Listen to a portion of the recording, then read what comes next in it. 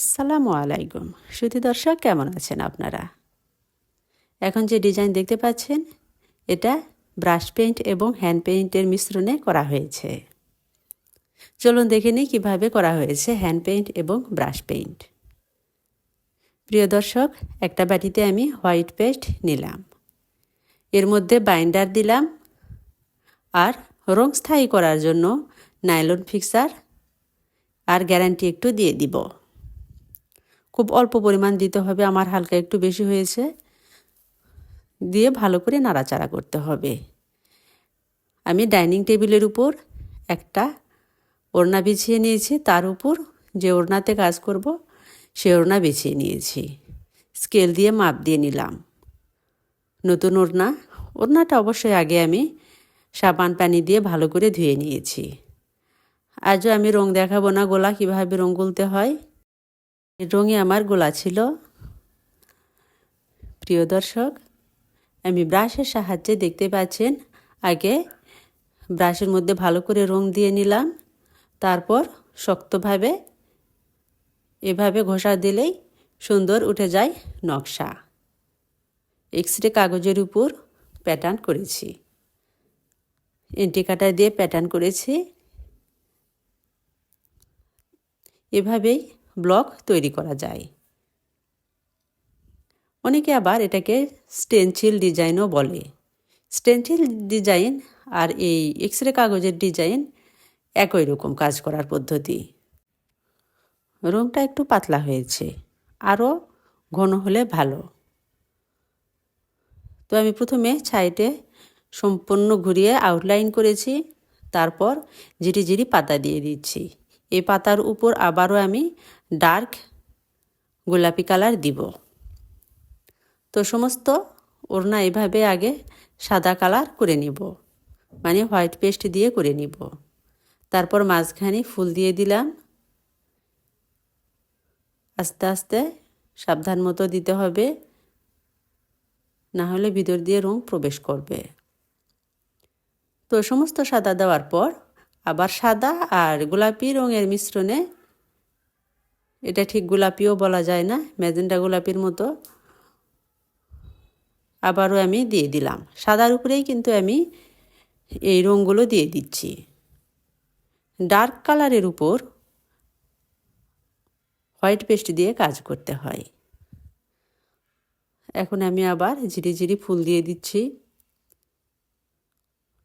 ঝাউবন ছোট ছোট ফুল। এর মাঝখানে কিন্তু আবারও কলি দিব। ঠিক এইভাবে আস্তে আস্তে কাজ করব। হ্যাং অন এ মোমেন্ট, একটু অপেক্ষা করুন। কিভাবে একটা ওড়নাতে ইউনিক ডিজাইনের হ্যান্ড পেইন্ট এবং ব্রাশ পেইন্ট করা হয়েছে।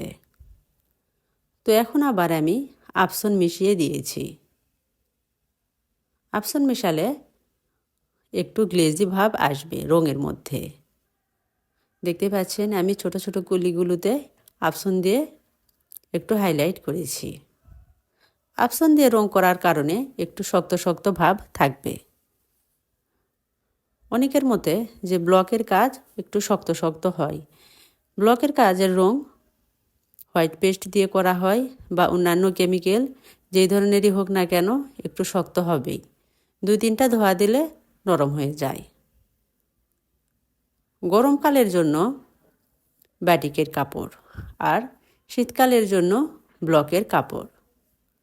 তো আবারও আমি তুলির সাহায্যে ফুলের মাঝখানে দিয়ে দিলাম।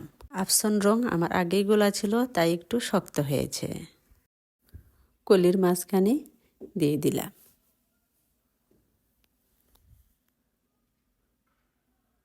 পেইন্টের সুসমাপ্তি অত্যন্ত গুরুত্বপূর্ণ বিষয়। সবশেষে যা করা হলো তা দীর্ঘকাল স্মরণ থাকে।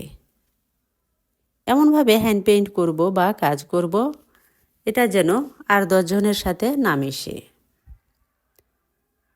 তো বর্ডারের সাইড দিয়ে যে ফাঁকা রেখেছিলাম মাঝে মাঝে, সেখানে আবারও আমি হ্যান্ড পেইন্ট করে দিচ্ছি।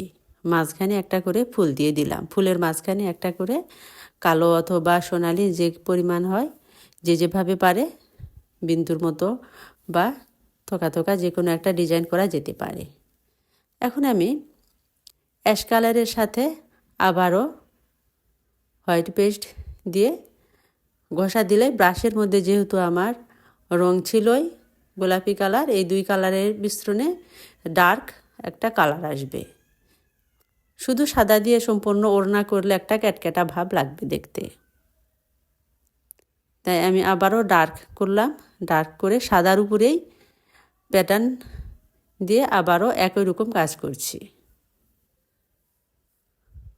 এখন আবার একটা ফুলের সাথে আর একটা ফুলের সংযোগ করে দিলাম। শুধু ফুল থাকলে ডিজাইন পরিপূর্ণ হবে না।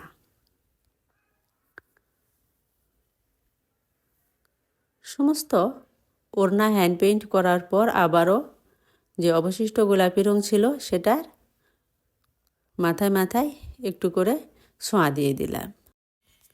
আমার সম্পূর্ণ কাজ শেষ হয়ে গেল। টেবিলেই রেখে দিয়েছিলাম সারা রাত, যেহেতু আমি রাতে কাজ করছি। আর কাপড় কিন্তু সঙ্গে সঙ্গেই টেবিল থেকে তুলতে হবে, না হলে নিচের কাপড়ের সাথে লেগে যাবে।